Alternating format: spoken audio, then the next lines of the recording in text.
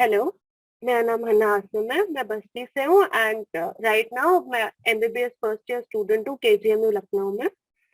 आज हम सॉल्व करेंगे एनाटॉमी ऑफ फ्लावरिंग प्लांट्स से रिलेटेड सम क्वेश्चन।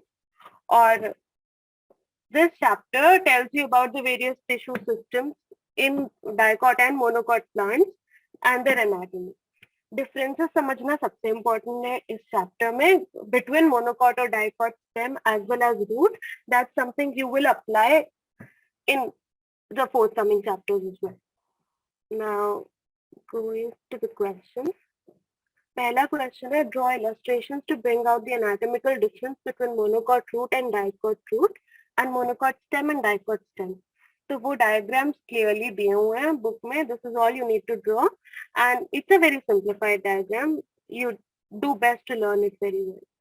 ये दोनों diagrams for monocot and dicot stem and ये monocot और dicot roots के लिए. For the next question, cut a transverse section of a young stem of plant from your school garden and observe it under the microscope. How would you ascertain whether it is a monocot stem or a dicot stem? Give reasons. First of all microscope में observe करने पे सबसे distinctive जो difference मिलेगा monocot और dicot stem के बीच में वो ये होगा कि मोनोकॉट स्टेम के अंदर ऐसे ढेर सारी कैविटीज मिल रही होंगी हमें, जिन्हें लाइसोजेनस कैविटीज कहते हैं. We can see a few of those over here. ये वाली जो कैविटीज है ये बहुत ही डिस्टिंक्टिवली मोनोकॉट स्टेम में दिख रही होंगी और डाइकॉट स्टेम में नहीं दिखेंगी. और डाइकॉट स्टेम का डिस्टिंक्टिव फीचर होगा कि सारे वैस्कुलर बंडल्स एक रिंग में अटैच्ड होंगे. उसके अलावा डाइकॉट स्टेम में कहीं ना कहीं पिट्स दिख रही होगी, बट मोनोकॉट स्टेम के अंदर पिट दिखना पॉसिबल नहीं है. ये बिल्कुल डिस्टिंक्टिवली प्रैक्टिकली जो डिफरेंसेस हम लोग देख सकते हैं वो होंगे. अदर देन दैट जितने भी फीचर्स मेंशन्ड है आंसर बड़ा करने के लिए we can write all of those. कि मतलब इसके अराउंड स्क्लेरेनकाइमेटस बंडल शीथ होगी एंड एवरीथिंग लाइक दैट. इसकी हाइपोडर्मस स्क्लेरेनकाइमेटस होगी, इसकी हाइपोडर्मस कॉलनकाइमेटस होगी. Those are some differences we can add to elongate our answers, but that's not something you will actually be able to observe under a microscope. Transverse section of a plant material shows the following anatomical features. Vascular bundles are conjoined, scattered and surrounded by a sclerenchymatous bundle sheath. जहाँ पे sclerenchymatous bundle sheath दिखी, you can immediately say कि monocot stem है. Then scattered vascular bundles भी monocot stem का characteristic है, क्योंकि dicot stem के vascular bundles कायदे से arranged होती हैं ring के form में. And floral parenchyma absent होना भी monocot stem का ही. Right over here, monocot. What is stomatal apparatus? Explain the structure of stomata with a label diagram. ये difference observe करना जरूरी है कि अगर आपको स्टोमेटा कहा गया तो आप बस वो गार्ड सेल प्लस स्टोमा कह सकते हो कि गार्ड सेल इतना स्टोमेटा का पार्ट हो जाएगा. बट जब उसके साथ आप उसके सब्सिडियरी सेल्स को भी जोड़ देते हैं तो वो स्टोमेटल अपैरेटस हो जाता है.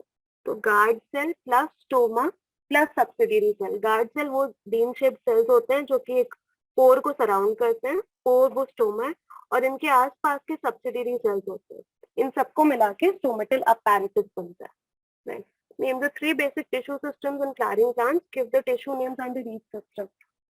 The three basic tissue systems in flowering plants होने पे पूरा चैप्टर बेस्ड है. सबसे पहले एपिडर्मल टिश्यू सिस्टम, जिसमें ये एपिडर्मिस वगैरह के बारे में पढ़ा हमने. Right here. Then you come fourth to ground tissue system, जिसमें parenchyma, collenchyma, sclerenchyma ये सब आए. फिर vascular tissue system जिसमें xylem और phloem आता है. Tissue names under each system वही जितने नाम मैंने बताया. एपिडर्मल टिश्यू सिस्टम में बस एपिडर्मिस की लेयर, एपिडर्मिस की एक सिंगल लेयर, उसके feature. Then ground tissue system में पैरेन्काइमा, कॉलनकाइमा, स्क्लेरेन्काइमा, हाइपोडर्मिस की लेयर और मोस्टली पैरेन्काइमा ही रहता है. देन वैस्कुलर टिश्यू में जाइलम और phloem. Next question, how is the study of plant anatomy useful to us? Anatomy क्या है? उसका इंटरनल स्ट्रक्चर. इंटरनल स्ट्रक्चर जब तक हम लोग नहीं जान पाएंगे we will not be able to figure out a language in which to explain the physiological features of any living organism. उसके कोई भी प्रोसेसेस को एक्सप्लेन करने के लिए हमें जानना जरूरी है कि किस जगह पे वो प्रोसेस हो रहे.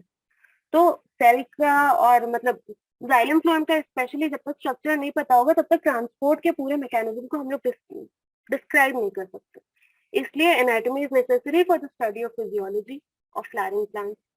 सेकेंडली, एनाटॉमी देख के हम लोग एक अंदाजा लगा सकते हैं कि कौन से प्लांट दूसरे प्लांट से रिलेटेड है, और वो रिलेशन फिगर आउट करके किसी एक प्लांट में हमने जो डिजीजेस पाए या जो और उनको ब्रीड करने में हमने डिफिकल्टीज पाई, उनको हम एक तरह से प्रोजेक्ट कर सकते हैं अगले प्लांट पे कि इस प्लांट के साथ भी ये प्रॉब्लम्स हमें झेलने को मिल सकती हैं या ये डिजीजेस इसको अफेक्ट कर सकती हैं।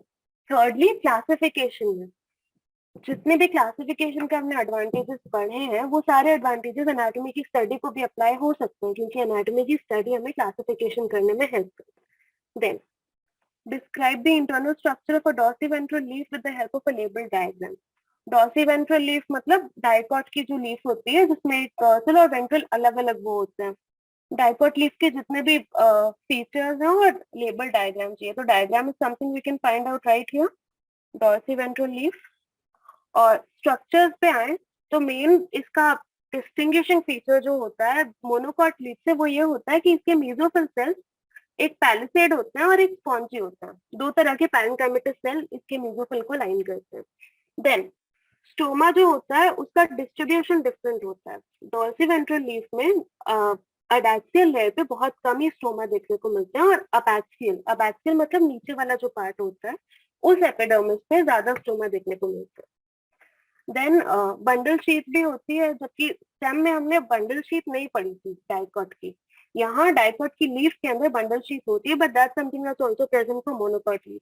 और स्ट्रक्चरल फीचर्स में अगर एक एक टिश्यू को डिस्क्राइब करना हो तो obviously there will be an epidermis. Epidermis के ऊपर एक अच्छी खासी लेयर होती है उसकी, एक वैक्सी लेयर होती है क्यूटिकल की। देन उसके अंदर आपको ग्राउंड टिश्यू में मेसोफिल मिलेगा, पैलिसेडियम स्पॉन्जी पैरेन्काइमा, वहां बीच में वैस्कुलर बंडल्स होते हैं। वैस्कुलर बंडल का जो अरेंजमेंट होता है वो उन वेन्स के अलोंग होता है। किसी भी नॉर्मल डाइकॉट लीफ में जो वेन्स होती हैं वो वैस्कुलर बंडल को ही रिप्रेजेंट करती होती है। तो इसको इधर से हम काटेंगे तो यहाँ पे वैस्कुलर बंडल कहीं यहाँ कहीं यहाँ कहीं यहाँ मिलेगा। एंड एक चीज और देखने को मिलेगी, यहाँ तो सिर्फ एक वैस्कुलर बंडल है, अगर मल्टीपल वैस्कुलर बंडल्स होंगे तो वो डिफरेंट साइजेस के होंगे, क्योंकि जो मेन मिडरिब होती है उसमें अच्छे खासे बड़े वैस्कुलर बंडल्स होते हैं, और जैसे जैसे वो वेन्स और स्कैटर होती जाती हैं वैस्कुलर बंडल का साइज भी छोटा होता चला जाता है। That's it, I think we are done with all the questions.